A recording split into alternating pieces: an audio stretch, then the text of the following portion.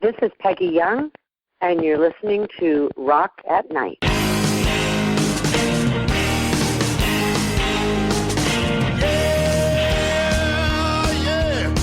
you ready? Tonight I'm gonna take you on a little trip. We're going down south by the mighty Mississippi. I'm gonna take you to a place where lights never dim. Bring your mother, your brother, and your best friend. I'm gonna show you where they dance out in the street. They'll tell you all about your body heat. Not gonna talk about it, just gonna do it. Get on down if you feel up good. Get on down. My name is Anita Stewart, and I'm recording for Rock at Night. Yes, She Rocks and Anita Stewart Promotions, and we want to welcome Pegi Young, a great artist out of California. She's been doing this for a long time. She has a lot of stories to tell. Her latest album is titled Raw, and this is with her band. And we'll just go ahead and start from the top. I was listening to this album all week, Peggy, and love the songs, and they're so poignant. And to call this a breakup record is kind of an understatement because there's so much rich material here. What was the catalyst for this album, and what made this album so much different than the other albums you have made? And those are, am I correct in saying 3 albums in the past? This is your 4th? This would actually, thanks for having me. And this would be my 5th record, actually. Oh, wow. Okay, yes, thanks for being here. And if you in the last decade, once I got started again with I'd started before that with my bringing music back into my life after my own music and my own playing and singing and so forth. After my kids had gotten to a certain age, and we'd gotten the bridge school going, and I got pretty majorly distracted there with things that just took precedence over making music. But I've always loved music, and I was really, I've been very grateful that I had the chance when the time was right to get back into my music in a way that it's been very satisfying to me to be able to do that, whether I'm singing backgrounds, whether I'm singing duets, whether I was singing with my women's singing group, the Mountainette, and then finally starting on my own and forming my own band. So that really only occurred, my own career started about 10 years ago, but I was working with, singing with my ex for, some time before that, quite some time actually.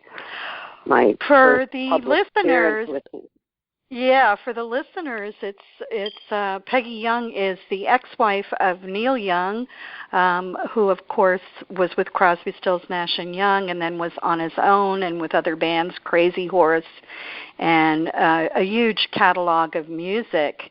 And you met him when you were quite young, I would say, in your early 20s? I was 22. Mm-hmm. And he's 20, he would have been probably just turned 29. I had just turned 22. So, we met back in 1974, and your listeners can do the math, but I'm very open about my age. I'm 64, and, very glad that, I've made it this far, and want to continue on for a good long time to come still. We didn't marry until 1978. We started living together prior to being married, but we formed a friendship over those from the time we initially met till the time we actually moved to the next level, so to speak. I was reading some prior interviews that you did that this really wasn't meant to be a record, that spoke about your breakup with Neil, but yet the songs that were so rich, not just the ones that were written by you and members of your band, but the cover songs that you did. I mean, there was just a huge catalog of music that's specific to pain and loss, and coming out of that pain and loss triumphantly, so to speak. Like I looked at two of the songs, I've been listening, of course, and two of the songs are some old standards that we heard on the radio. Heart of the Matter by Don Henley, These Boots Are Made for Walking by Nancy Sinatra. And this is just some rich lyrics and a mix of formats, which is really nice, because I would call it crossover country or alt country, but yet there's blues and rock and jazz within the songs of this album. And what did you actually do to select the songs that were on this album? Did you pick them based on the lyrics or how you felt emotionally, or how did that work? Well, with my own songs, I'm a lyrics person typically. I will typically start with lyrics. In the case of this record, I began writing very quickly when things, in my life were upended, and there was just, a lot of emotion around that. Right. And I went into, I had no melody at all. I had none. So I just had this stack of words. And, it was very cathartic for me to write initially, and I really couldn't do a lot else. I couldn't play my instruments. I couldn't, I went into a depression. So I was, but I could write. Thank goodness for that outlet that I'm grateful I have, the ability to write. Some of it was, just kind of blah, just sort of verbal vomit. But some of it was, we shaped into songs. So Spooner and, my band and I went out to Indio, and we played the Stagecoach Festival in spring of 2015, I think it was. And then Spooner and Calvin and I, my keyboard player, Spooner Oldham, magnificent Spooner Oldham, and my lead guitar player, Calvin Hawley, also just a masterful guitar player, we went back to L.A., and the three of us just kind of holed up in the hotel there, and I brought down, my stack of lyrics to, Calvin's room, and we just sat there and, shaped songs. And it was really, I'd never collaborated at that level before on my songwriting.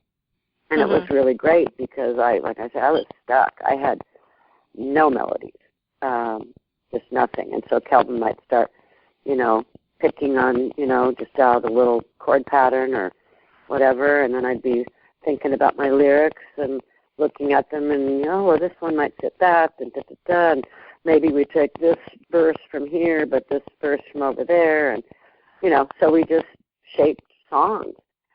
And that's how it started, and there's a number of songs that came from that initial writing session that are recorded, that are mixed, they may even be mastered, but they didn't end up on the record. Because what happened over the course of making the record is that naturally my emotional state of mind changed. It's still changing. I mean, it's and for the better, I'm happy to say. So as we then I began to pick covers. I had picked, Trying to Live My Life Without You. Somebody actually passed that by me, and I looked it up. I saw Bob Seger's version, and I passed that by my bandmates, and Calvin, who's a solid, Alabama, Muscle Shoals R&B guy,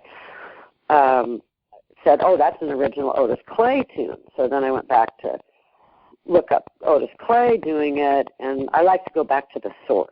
I like to go back to get the writer. To get their take and their vibe on how they did the song and the feel of it. So we did record that, and we went to LA and put some horns on it, and I'm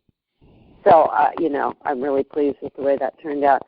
And then as things, again, recording this record probably took about a year all in, with counting the couple of sessions here at my studio on the ranch, going to Nashville, going to LA a couple of times for backgrounds, for horns. And my drummer, I can give him full credit, Phil Jones, great drummer, played with Tom Petty and others over the years. He kept saying, Peggy, we need to do, something like These Boots Are Made for Walking.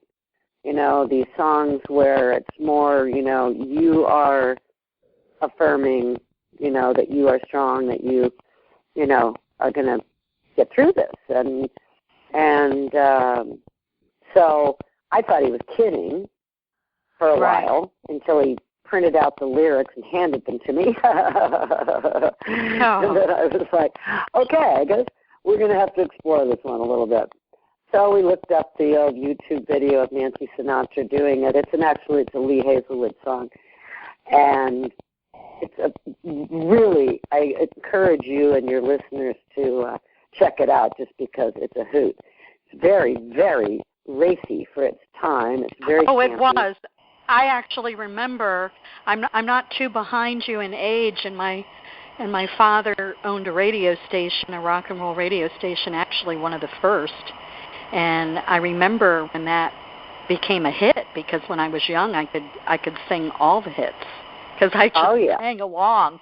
And my father was generally the DJ, engineer, sales advertiser, general manager, everything.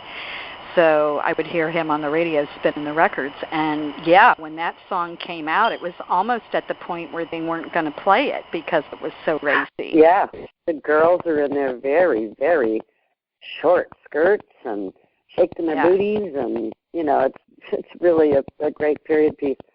So, I looked at that and said, okay, well, I'm not going to do that, but how can we do this? How can we put our own spin on it? So what you heard is what you hear is what we came up with. I thought I'd start it like sort of trying to, my thinking was to kind of channel the dark, Velvet Underground, the beat scene in the early 60s in the Village or something. And instead of the pop influence, which really Nancy Sinatra was based in country, but the song itself got pop exposure. And then our newest survivor, my new bass player, Shauna Tucker, does that killer bass line, and then we just break into its full-on rock and roll iteration. And so that was one of my favorite songs. As we went through, I was just, okay, that's my current favorite. Love that one. And then I had considered doing The Heart of the Matter. Don Henley's written so many lovely, fine songs, but that one was just a particular standout to me. Right. And if I'm going to do a cover, I really, first of all, need to almost get, I want to feel like I love this song so much I wish I'd written it. It's just killer, and also to not try to just replicate what's already been done. So we tried that one. So I was going to actually put that on my previous record, The Lonely in a Crowded Room, but didn't get to it in that recording project. So it had been lingering in my mind, and it turned out that it was kind of the perfect song, and then it turned out to be the perfect song to end the record. So, it's really, the record takes you on a journey, it takes you on an arc. And so what we did with that song was, we tried it as a full band, but it was hard to get away from the version that had been done. Right. So then Calvin and I just sat and worked up. He plays a very, just a very stripped down version where he plays guitar and I sing, and that's it. And it's, we're very pleased with the way it starts out. What we got at the end of the day with that song. So the record kind of starts out on one note, but as you go on the journey, and to me, there's, I'm old school, I guess, in that I like an album, still call them albums, to have, thematic continuity. So like a story, like it's telling a story with the song. You're telling a story. Yeah. And I believe that's the songwriter and the singer's purpose, is to kind of tell a story that's got a beginning, a middle, and an end. I mean, I wouldn't say the heart of the matter is the end of the story, but it's the end of this part of my journey. And this, clearly is the most autobiographical record I've ever done. But I like, and it bears your soul. It bears, as listening to it, that was the first thing that I thought of was, wow, it's really bearing your soul, making it wide open for everybody to hear. And the first time I played the songs in front of people, which was just recently at South by Southwest, I was like, oh, well, isn't this a different experience than it was, recording these in the cocoon of my studio and being with my bandmates, and it is. I mean, I felt pretty naked up there, and it was a little unnerving because it is so personal. But now, to turn on another note, a lot of people don't know that you're also, in addition to being a prolific musical artist, that you are also a philanthropist, and you have co-founded the Bridge School. Can you tell the listeners a little bit about how that happened? And I know that it's just got fabulous write-ups, and then you have musical benefits and tributes also at the school. And our listeners, I'm sure, hear about that. My impetus for getting involved with creating a new educational program for children with severe physical and speech impairments is that I, have a son who has cerebral palsy and fits that profile. Mm-hmm. And when I went to enroll him in school, I looked around at, what was in the private sector, what was in the non-public sector, what was in the public sector, and I found nothing in the private sector, and nothing really appropriate to him. Now, mind you, this is back in the early 80s, back in, when technology wasn't even, commonplace in the classrooms yet and things of that nature. Some of the really progressive schools were starting to introduce it. But so I enrolled him in the public sector, and he was placed in special education classrooms, and it went on for a couple of years, 3 years maybe a little, about 3 years. And I just could see the writing on the wall that his potential was not going to be realized because of his inability to communicate effectively, because of his inability to control his motor movements. He was going to, he was being underestimated as far as his potential. So I just was in the hospital one day with him. He'd had a surgery, and I saw this gentleman walking through past the plexiglass windows of his room down the hallway, and I'd heard about this fellow, Jim Forderer, who'd started a writing program, recreational writing program for children with disabilities. And so I just surprised, this fellow had this big belt buckle on that said Jim. And I was like, well, So I just walked out and introduced myself. I said, would you be Jim Forderer? And he said, well, yes, I am. And so that's how, and then he had a son who had also had surgery, who became one of our other founding students.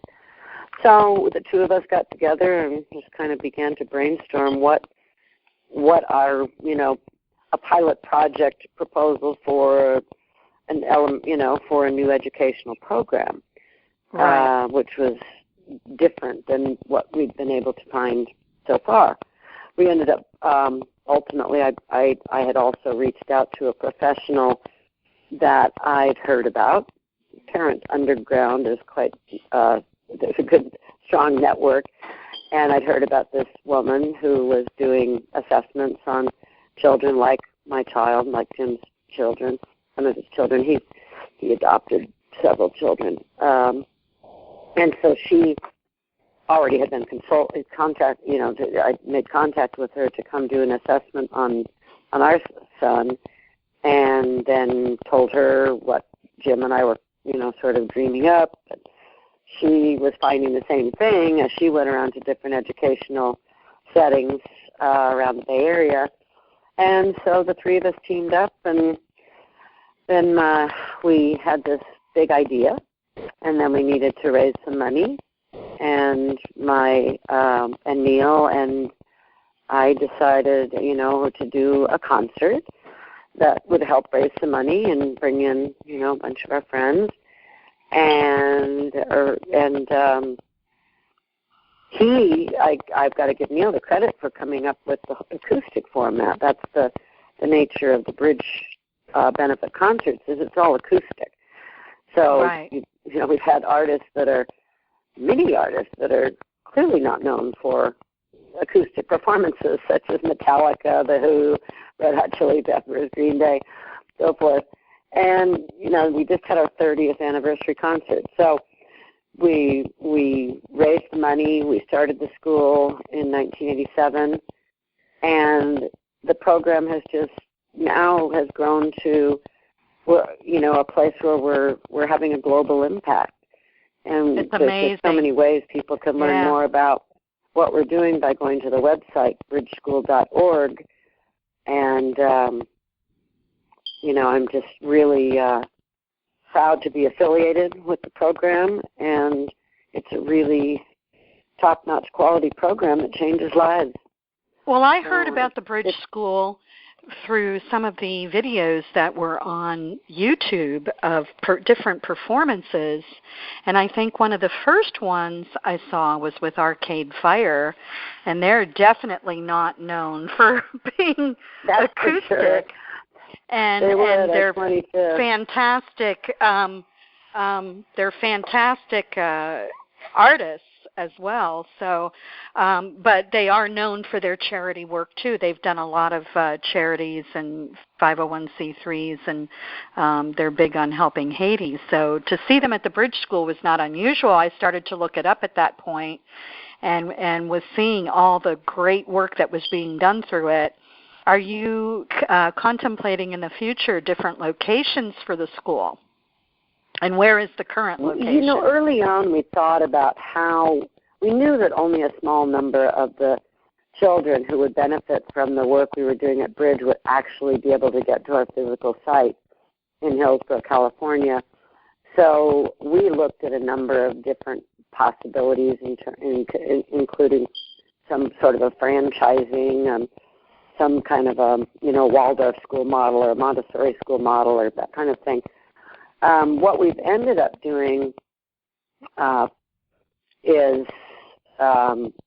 doing a lot of outreach, and our web is one of our primary sources of information, and how do you address the needs of a child that may come into your general education setting, for instance, and how do you modify curriculum and adapt curriculum and enable their participation, because that's really what Bridge School is all about, is,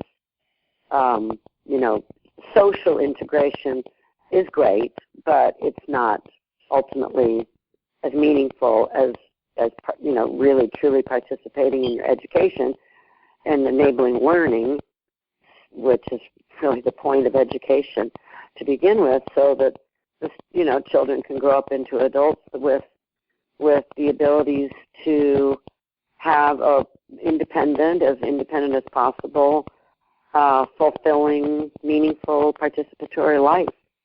And again, we've got the International Teacher in Residence program, where we bring a teacher from a developing country, or a professional, not always a teacher, and they live and work alongside our staff for a period of about 6 months, and audit classes and go to conferences, and return to their home countries with a body of knowledge that they can then begin to implement,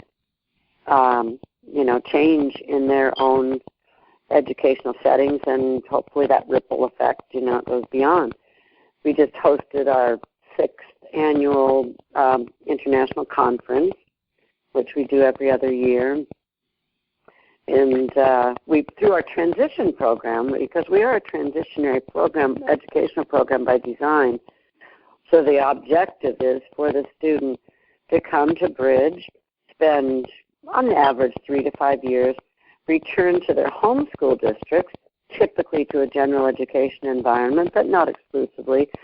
And then by virtue of the transition program, once again, you've got this ripple effect. You're increasing the body of knowledge of the receiving team, how to address the needs of a student with this profile should the next one come along in their classroom. Right. I mean, ultimately, the ultimate sign indicator of our success would be that Bridge would no longer need to be, because people would be doing such a, they'd have the skills and the ability. It's not a lack of willingness. It's just, these students can be difficult to assess and to, sort of figure out what their means of that, all the technical parts of how are they going to, what's the right device for them, how are they going to access it, and so forth and so on. So what happens through our transition program is that body of knowledge gets increased. So, like I say, the true measure of our success would be that Bridge didn't even need to be anymore. Right. We're still quite a ways off from that. But we've, over 30 years now, we've really made a significant impact. I really believe that. Globally. What's amazing about we've still got a lot of work to do. But what's amazing about the Bridge School is you saw that there was something not available, and that there was a need for it, and you went ahead and created a way for that need to be fulfilled. So that's an amazing thing. I just think it's a miracle that the Bridge School exists, and I would like to see other people. I mean, I see a lot of other artists doing things, and I'm especially also appreciative of like Michael Franti's Do It for the Love. So there's all these different things that are just doing great things for the world and for our communities. I think that's to be commended. Let me ask you this question, and this kind of delves into the personal. When you and Neil split up, how did having a differently abled child create maybe a level of difficulty for you in moving forward? Did anything change, or was there anything more difficult, or how did that work out for you? Well, you're right. That is getting into the personal, and I've always been fiercely protective of my family's privacy. So I think it's probably sufficient to say that he felt the absence of his father acutely, initially. But they have a relationship now that's different than it was, but it's a relationship, and then loves to talk to his dad and loves to visit his dad and loves to go on the road with his dad. And so, it's different, but it's certainly something that I think I think that happens a lot, and since divorce is so much prevalent now, it's difficult for the children. I think a lot of people do forget that children really suffer just as much as the couple that's going through it, But what comes next for you? What are some things that are on your bucket list for like the next 5 years? What do you see yourself doing in the realm of music and just maybe other things that you want to get accomplished? Well, gosh, I am right now, very focused on my record and getting it out there in front of people so they can hear it and hopefully, respond to it. As I said, I even though it's based on my own journey, and I believe mine is not, a singular experience. I know that this is divorce happens, loss happens, grief happens, and late in life divorce happens. And I hope that my message can be that people, can get through it and get on with it.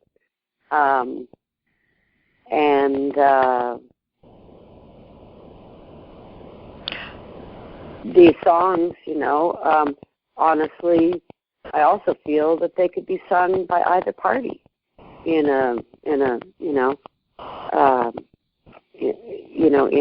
divorce situation in particular. Divorce is a complicated matter, and so I think my overarching message, I hope, as you go through the arc of the record, is that it ends on a note of forgiveness and working towards acceptance through forgiveness. And forgiveness and moving forgiveness forward. For others, forgiveness in general. Right. Just, Right. And, I want to thank you, Peggy, for being with us here at Rocket Night. It was a pleasure to talk to you, and I want to let people know you can go to find out more about the album and Peggy's other albums. You can go to PegiYoung.com. This is Pegi Young and the Survivors. The latest album that dropped in February was called named Raw. And you can also go to the Bridge School to find out more, bridgeschool.org, which has an amazing amount of information on the website itself. And Peggy, any parting thoughts, words of wisdom to anybody else that might be going through love and loss at this time? Oh, the future's a big place, and there certainly is a lot of room for optimism and picking yourself up and getting on with it, and just surround yourself with a lot of people who love you and care about you. And that helped me tremendously get through the most difficult times. Well, Peggy, thank you so much for being with us at Rocket Night, and you have a great day. Thank you for having me. All right. Bye-bye now. Bye-bye for now. You're listening to Rock at Night. Thanks for the intro melody. It's called Get On Down by Billy Bass Alford. Thanks.